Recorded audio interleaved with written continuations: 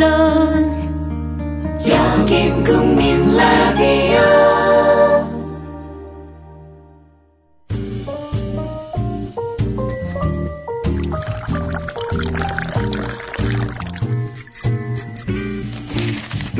아침 신문 귀로 읽기 김용민 PD의 조간 브리핑. 부장님, 대리운전은 뭐 부를까요? 대리운전 블랙박스 주는 1800-6606 대리운전이 있지 않은가?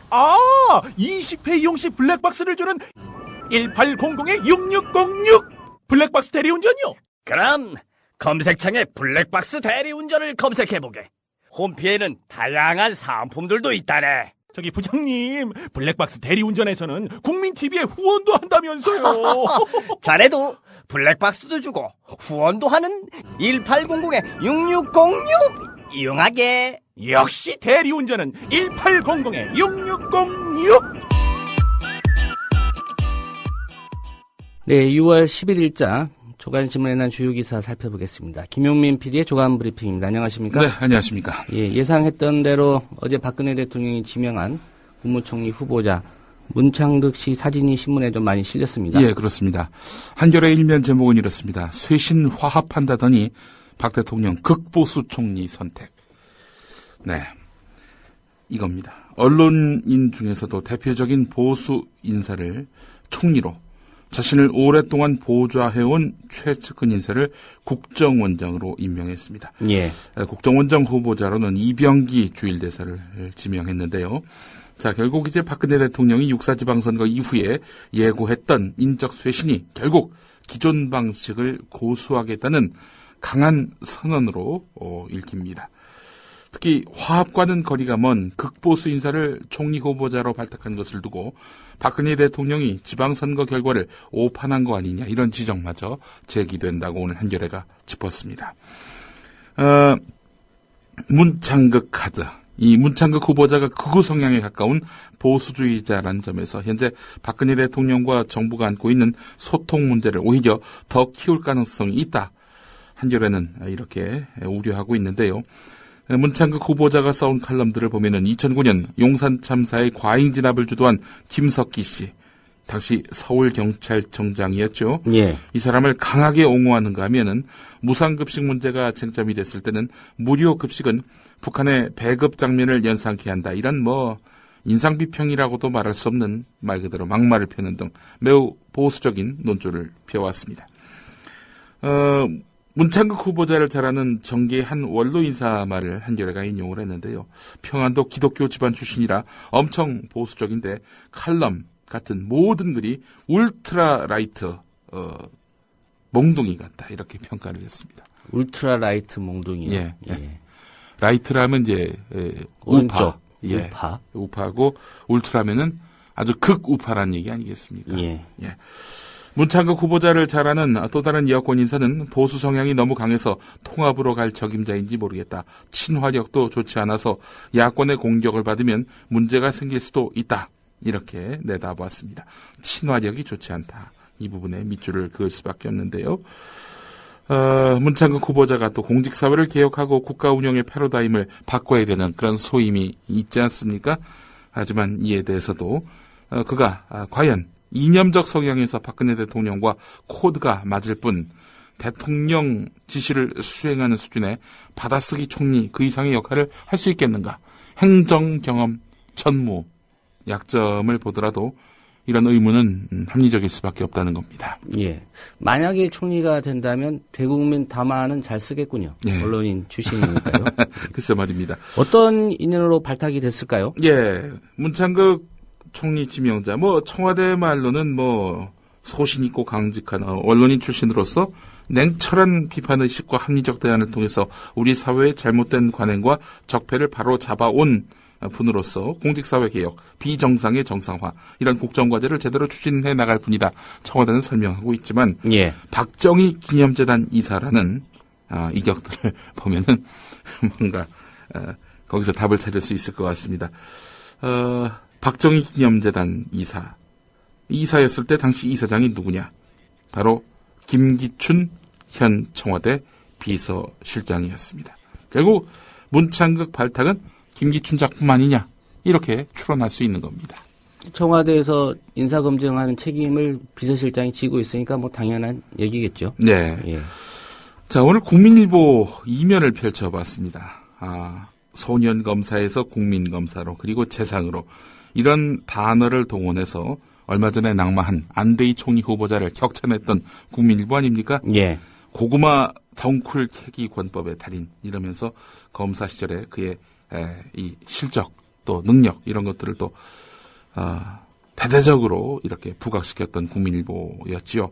내 삶을 모두 바치겠다 이런 말을 제목으로 뽑는 이런 낯뜨거운 찬사성 기사를 실었던 그 국민일보. 오늘 이면의 제목이 무엇이냐.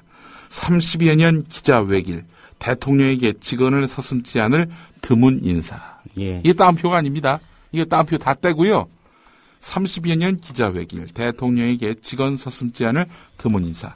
그렇게 네. 평가했다는 거죠? 국민일보가 평가했다는 겁니다. 제가 따옴표가 안 붙었다고 말씀을 드렸는데 오늘 중앙일보 3면을 보면 말이죠. 권력에게 쓴소리, 대통령에게 할 말 할 사람 이렇게 돼 있단 말이죠. 예. 근데 이건 따옴표가 붙었습니다. 이 문창극 씨의 지인들이 문창극 씨를 이렇게 평가했다는 건데 이 친정인 중앙일보도 이런 제목 붙이기가 민망해서 따옴표를 갖다 붙이는데 이 국민일보 자기 신문사 출신도 아닌데 말이죠. 대통령에게 직언 서슴지 않을 드문 인사다. 오늘 또 이렇게 이 시쳇말로 빨아주고 있습니다. 이게 정말 이게 도대체 누가 편집을 하고 있는 건지 묻지 않을 수가 없는데요. 예. 뭐 근거는 있습니다. 박근혜 대통령을 실명으로 비판한 적이 있었다는 건데 2011년 4월 박근혜 현상이라는 칼럼을 통해서 행정 수도를 고수한 것이나 영남국제공항을 고집한 것은 나라 전체를 위해 바람직하지 않다. 내게는 지역 이기주의를 고려한 것으로 보일 뿐 이렇게 정면으로 고집었고 우리가 뽑지도 않았고 권한을 위임하지도 않았는데 권력이 한쪽으로 몰고 가고 있다면서 박근혜 대통령 쪽으로 급속히 쏠리는 현상을 지적했는데 당시만 하더라도 박근혜 대통령은 대통령이 아니라 여당의 한 의원이었을 뿐이죠. 그렇죠. 예. 자, 말씀하신 대로 정말 대통령이 되면은 논조가 달라지는 이런 분입니다. 그 대표적인 예가 바로 2012년 대선에서 박근혜 대통령이 당선되니까 직후에 썼던 칼럼 이런 내용이었습니다. 대선이 반대의 결과가 되었을 때, 그러니까 문재인 후보가 당선됐을 때, 예. 지금 이 나라는 어떻게 되었을까? 역사의 신이 존재하는 것은 아닐까? 우리 역사의 중요한 고비마다 대한민국을 지켜주었던 그가 나타났던 것은 아닐까라면서 박근혜 대통령의 당선을 신의 축복에 비유했던 인물이 바로 문창극 씨입니다. 뭐 날선 이야기는 하는데요. 그가 대통령이 아니면 하는 날선 이야기입니다. 대통령에서 물러나거나 예. 되기 전에 직언을 서슴지 않지 예. 현직에 있을 때는 서슴지 않았다라고 볼 수 있는 사례가 없군요. 예, 그렇습니다. 예. 자, 이런 문창극 씨의 그 과거를 보면서 말이죠. 도대체 국민일보는 왜 이렇게 또 밀어주나 봤더니 이 양반이 교회 장로예요. 보니까 국민일보 종교면에 어김없이 문창극 차기 총리 후보자의 신앙과 삶 이런 또 띄워주는 기사를 실었습니다. 5대째 크리스천 가문의 장로, 어릴 적부터 주일 예배를 거르지 않았어. 보수 진보보다 나라가 우선이다. 이런 이야기를 어디 가서 했다는군요. 자, 어느 교회 장로냐? 서울 온누리교회 장로입니다. 예. 네, 온누리교회는 그 양반도 다닙니다. 최시중 씨 딸. 예. 그렇습니다. 같은 교인이라고 이렇게 밀어주는 걸까요? 예. 국민일보. 앞서 그 평가했던 것과는 좀 다른 내용도 있습니다. 예. 대인 관계가 원만하며 예. 겸손하게 교회를 섬기는 성도라고 말했다. 그렇습니다. 이 이야기를 하는 사람이 온누리교회 동료 장로이자 온누리교회가 사실상 운영하는 한동대학교 초대 총장 김영길 장로의 말이었습니다. 예. 교회에서는 성품이 어질고 대인 관계가 원만하며 겸손하게 교회를 섬기는 성도지만 밖에 나와서는 친화력도 좋지 않아서 야권의 공격을 받으면 문제가 생길 수 있는 인물이다라는 그 지인의 이런 평가도 있습니다. 어쨌든 평가가 좀 엇갈리고 있습니다. 예, 주요 신문들은 칼럼을 통해 본 문창극 뭐 이런 내용의 기사를 통해서 과연 그가 언론인이었을 때 무슨 이야기들을 했는지를 소상하게 전하고 있습니다. 앞서 소개해드린 내용들 중에서 빠진 것이 있다면은 예. 김대중 전 대통령이 병상에 있을 때였습니다. 2009년 8월 14일. 그로부터 한 열흘 뒤에 세상을 떠났지요. 김대중 전 대통령에 대해서는 비자금 조성과 재산 해외 도피 의혹이 끊임없이 제기됐다. 이런 제기된 의혹들을 그대로 덮어두기로 할 것인가. 이렇게 썼습니다. 이 의혹은 모두 사실이 아닌 것으로 드러났고 결국 정정보도문까지 나왔습니다. 이때 문창극 씨는 뭐 추가적으로 어떤 언급도 한 바 없습니다. 아니, 반론권 행사를 할 수 없는 사경을 헤매는 사람을 상대로 해서 이런 말을 할 수가 있습니까? 이건 뭐 교인을 떠나서 기독교인을 떠나서 이게 사람으로서 할 소리입니까 이게? 이런 사례가 이른바 대통령의 직언을 서슴지 않을 드문 인사의 사례인가요? 글쎄 말입니다. 2009년 5월 26일 노무현 전 대통령이 돌아가신 직후에는 노무현 전 대통령이 죽음으로써 자연스럽게 공소권이 상실된다고는 하지만 보험죄가 없어지는 것은 아니다. 라고 이렇게 또 고인을 향해서 침을 뱉었습니다. 근데 그동안 칼럼 보면 현직 대통령에게 직언을 서슴지 않은 게 아니라 예. 전직 대통령에게 주로 직언을 서슴지 않았다군요. 예. 김영길 전 한동대 총장의 그 말씀, 문창극 씨는 성품이 어질고 대인관계가 원만해서 겸손하게 행동하는 분이다. 이런 이야기가 과연 무엇을 근거로 한 이야기인지 의문을 갖지 않을 수가 없습니다. 예, 중앙일보 출신 아닙니까? 예, 그렇죠. 오늘 외모와 관련해서도 좀 이채로운 평가가 있습니다. 예. 이 문창극 지명자가 미하일 고르바초프 전 소련 대통령과 닮았다. 네. 그래서 고르비라는 별명을 좀 갖고 있다고 합니다. 제가 보기에도 좀 닮았습니다. 예. 오늘 중앙일보 사설은 어떤 내용이냐. 뭐 앞서 소개한 대로 따옴표 달렸습니다마는 지인들의 평가를 비중 있게 실었는데 권력의 쓴소리, 대통령에게 할 말 하는 사람 이런 지인들의 평가를 실었습니다. 그렇지 않은 지인들의 평가, 비판적으로 보는 지인들의 평가는 당연히 중앙일보에 실리지 않았습니다. 그리고 오면을 보니까 말이죠. 중앙일보는 이번엔 안 써본 사람 썼다. 수첩 박 1호 총리 이렇게 평가를 하고 있습니다. 문창극 씨의 기용을 통해서 박근혜 대통령의 그간의 인사 스타일이 바뀌는 것 아니냐. 그러니까 이번 문창극 씨 기용이 참신한 예. 인재의 그 중용이다. 이렇게 은근슬쩍 그 배경에다 이런 의도를 깔고 있는 거죠. 자기 주장이 강한 천상 기자 스타일인 사람까지 대통령이 포용했다. 대통령도 띄워주고 문창극 씨 기용의 의미도 부여하고 중앙일보 이런 의도적인 그런 기사를 오늘 실었습니다. 사설을 한번 보겠습니다. 문창극 후보자 지명에 거는 기대. 그가 과거에 국민 통합을 저해하고 잊지도 않은 사실을 낭설을 마음껏 칼럼에서 휘갈렸던 과거에 대한 우려 이런 것들이 과연 있을까요? 그런 건 없습니다. 문창극 후보자의 그 언론인 생활에 대해서 중앙일보의 평가는 이렇습니다.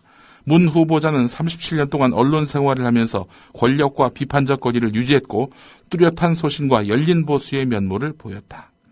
과거 칼럼을 통해서 박근혜 의원의 권위주의적 스타일, 동조하는 언론의 자화상에 대한 뼈아픈 비판과 반성을 동시에 촉구하기도 했다. 이런 직원의 자세가 총리가 된 이후에도 흔들림 없이 유지돼야 할 것이다. 이렇게 나와 있습니다. 예. 뭐 친정이니까 뭐 그런 말 할 수 있다고는 보지만 그래도 언론인 출신이 이렇게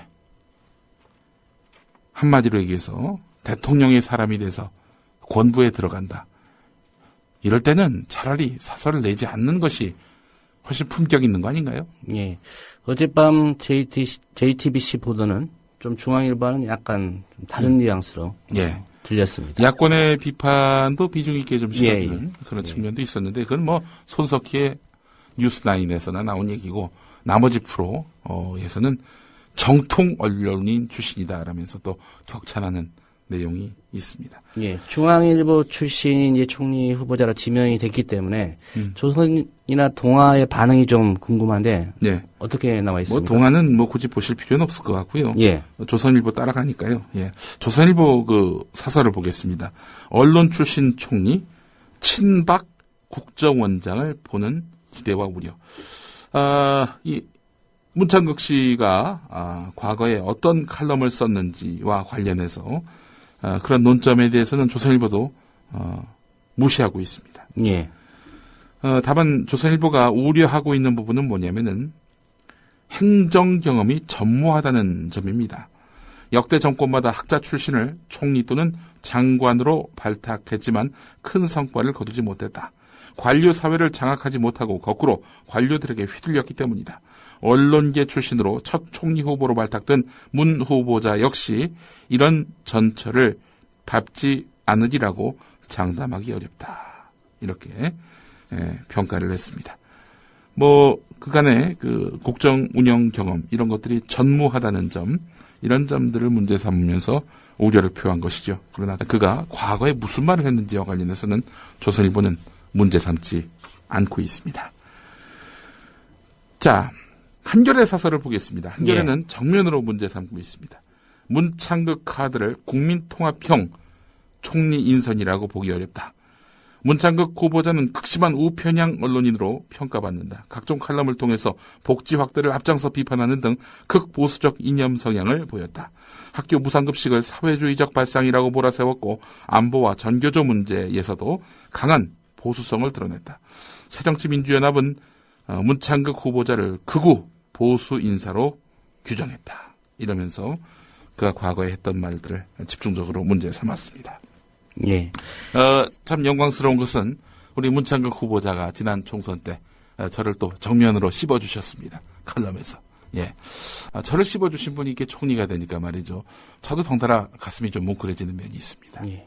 아직 된 건 아니고요. 예. 예. 그렇군요. 검증을 해봐야죠. 또 앞으로 무슨 또 도덕성의 하자가 있는지도 한번 제대로 짚어봐야 될 것 같습니다. 예. 지금 야권이 잔뜩 벼르고 있는데요. 특히 박지원 의원, 김대중 대통령 비서실장을 지냈던 인물 아닙니까? 지켜만 보고 있지 않겠다라고 아주 비장한 언사로 한마디를 날렸는데 말이죠.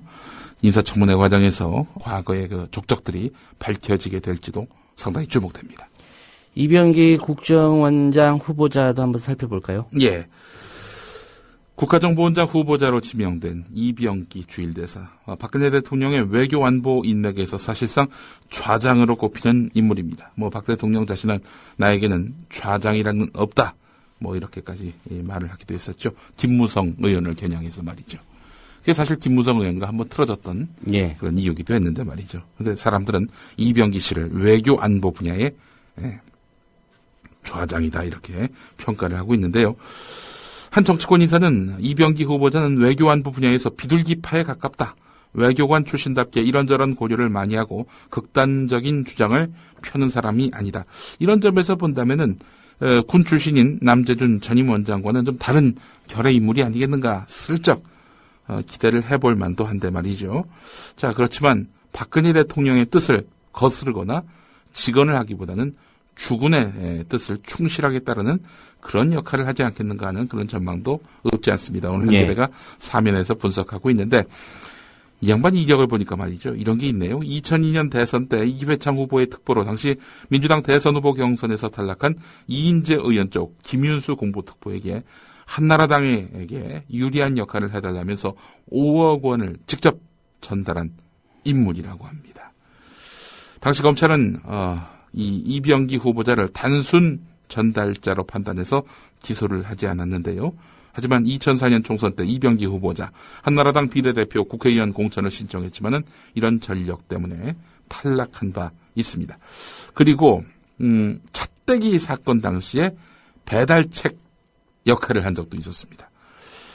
본인의 품성을 보면은 극단적으로 나가는 사람은 아니지만 주군의 뜻이라면은 무슨 짓이든 하는 매수도 하고 비리도 저지르는 인물이다라는 점에서 봤을 때 그가 국정원장 후보자로 선임된 점 큰 우려를 낳게 만듭니다. 예.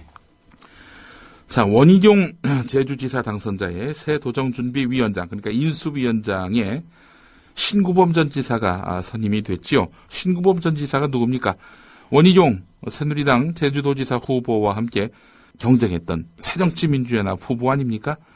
자, 그런데 이 양반이 당의 뜻을 거스르고 원희룡 당선자 제안을 덜컥 받아들인 모양이지요. 새정치민주연합 제주도당이 신구범 전 지사에게 탈당을 권유하고 나섰다고 합니다. 한편 이런 가운데 박영부 전 서귀포시장이 인수위원회에 합류한 것을 두고 강정마을과 새정치연합도당이 발끈하고 나섰습니다. 해군기지, 강정마을에 건설 중인 해군기지 건설 대상 지역으로 확정될 당시에 여론을 왜곡하고 주민의 의견을 호도했으며 해군기지 건설 추진이 유리하다는 유관기관 회의를 주도한 인물이라면서 이런 사람을 이렇게 원희룡 당선자가 기용한 것은 결국 상생, 협치, 그리고 통합, 이것과는 무관한 행보 아니냐라는 그런 지적을 강정마을 주민들은 하고 있습니다. 예.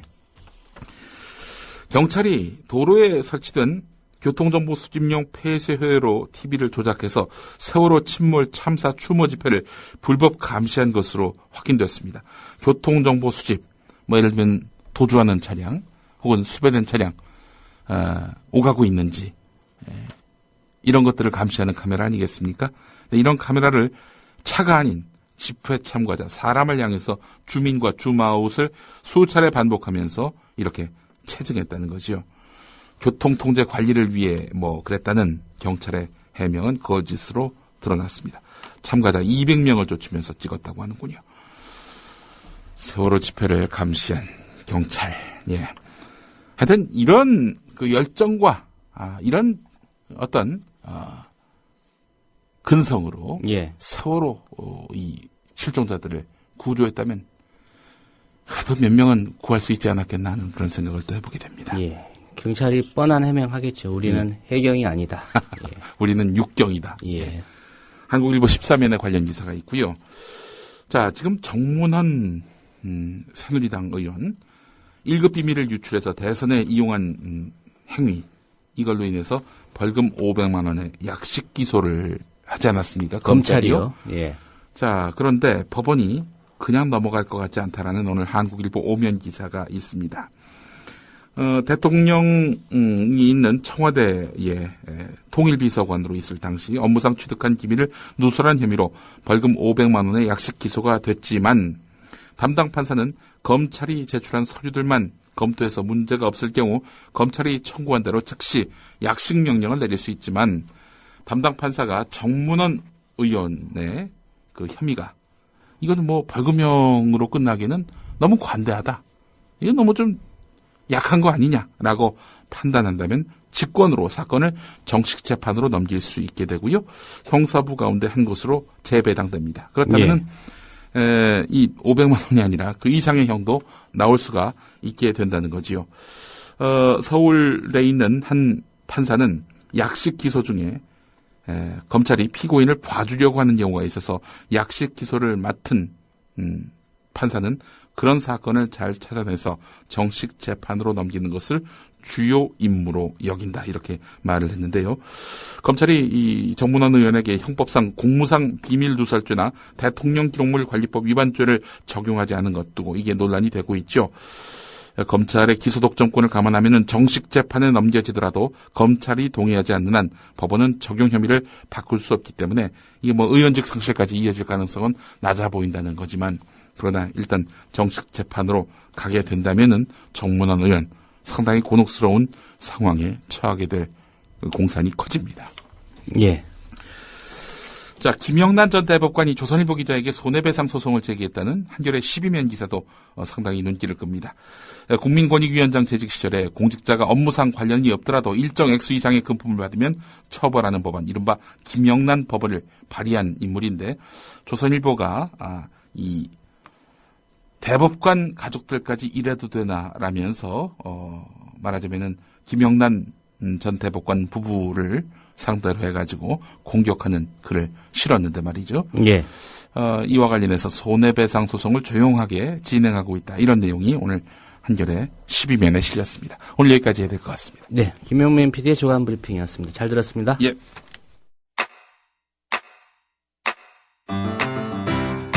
국민 라디오 지지하는 4가지 방법 아시나요?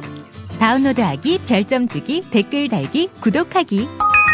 국민 라디오를 보다 많은 이들에게 전할 수 있는 가장 손쉬운 방법. 다운로드하기, 별점 주기, 댓글 달기, 구독하기. 잊지 마세요. 다운로드하기, 별점 주기, 댓글 달기, 구독하기.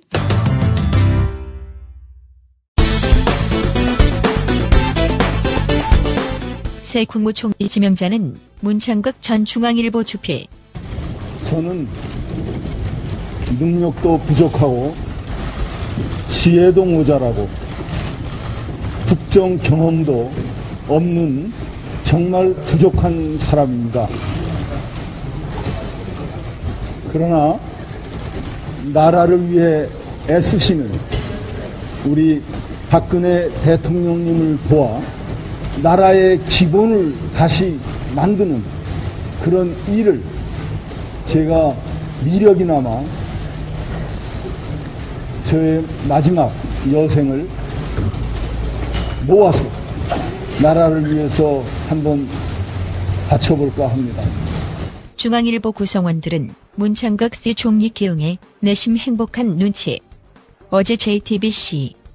네, 정홍원 총리가 사의를 표명한 지 한 45일 만이고요. 또 안대희 후보자가 낙마한 지도 한 보름여가 된 것 같습니다. 이 신임 총리 자리에 내정된 문창극 전 중앙일보 주필 어떤 인물입니까? 강찬호 에디터. 네, 37년 동안 중앙일보에서 신문기자와 또 주필을 역임하면서 수많은 기사와 칼럼을 썼던 정통 언론인 출신입니다. 네. 한편 청와대는 발탁 이유를 이렇게 설명하는데 소신 있고 강직한 언론인 출신으로 그동안 냉철한 비판의식과 합리적인 대안을 통해 우리 사회의 잘못된 관행과 적폐를 바로잡기 위해 노력해온 분입니다.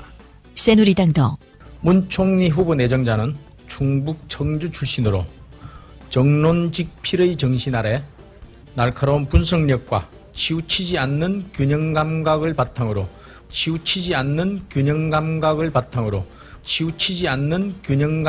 바탕으로 우리 사회와 국정 운영의 건전한 지향점을 제시해온 분입니다. 그런데 정말 그가 언론인으로서 치우치지 않는 균형 감각을 가졌을까? 야당 논평을 들어보자. 먼저 새정치민주연합 한정희 대변인. 복지 확대 반대, 그리고 햇볕 정책에 대한 노골적인 적대 등 그간의 언론 활동을 반추해보면 극단적인 보수 성향으로 국민화합, 그리고 국민통합이라는 시대 정신과 부합하지 않으며 박범계 원내대변인은 구체적인 사례를 소개하고 김대중 전 대통령 비자금 실체를 못 밝히시고 사망해서 안타깝다고 얘기했습니다. 노무현 전 대통령 자살이라 국장해서는 안 된다는 내용의 칼럼을 썼습니다. 또 무상급식을 두고 북한의 식량 배급과 다르지 않다는 막말을 하기도 했습니다. 지방선거 결과에 집권 여당에 대한 경고 등이 켜지자 이념 구도로 국민을 편가르기 하려는 것이 아닌가 하는 의구심마저 듭니다. 박근혜 대통령에게는 어떤 입장이었을까? 동시에 박근혜 대통령에 대해서는 공공연하게 무한 충성을 맹세해 왔습니다. 지난 대선에서 박근혜 후보의 당선을 두고도 역사의 신이 대한민국의 수호천사 역할을 했다는 낯뜨거운 박비어천가를 읊어댔습니다. 어제 뉴스K에서 노종면 앵커. 박근혜 대통령 당선을 역사의 신이 개입한 결과라고 한 그에게 정말 소신이 있다면 그건 권력형 소신입니다. 전직 대통령이 사경을 헤매고 있을 때 근거 없는 의혹을 칼럼에 썼다가 반론문이 실리자 나몰라라 비겁하게 잠자코 있었던 그를 청와대는 강직하다고 했습니다. 조선일보의 최동욱 혼의 아들 기사에 한국신문협회가 한국신문상이라는 것을 수여할 때 심사위원장을 맡았던 문창극 후보자는 수상작 선정 이후로 조선일보에 용기를 들었습니다. 아무리 인적 쇄신이니 국가 개존이 포장을 해도 박근혜식 인사 기준은 일관되게 네 편입니다. 그래서 걱정된다. 문창극 씨의 본인도 그런 모양이다. 제가 과연 헤쳐나갈 수 있을지 걱정이 앞서기 때문입니다.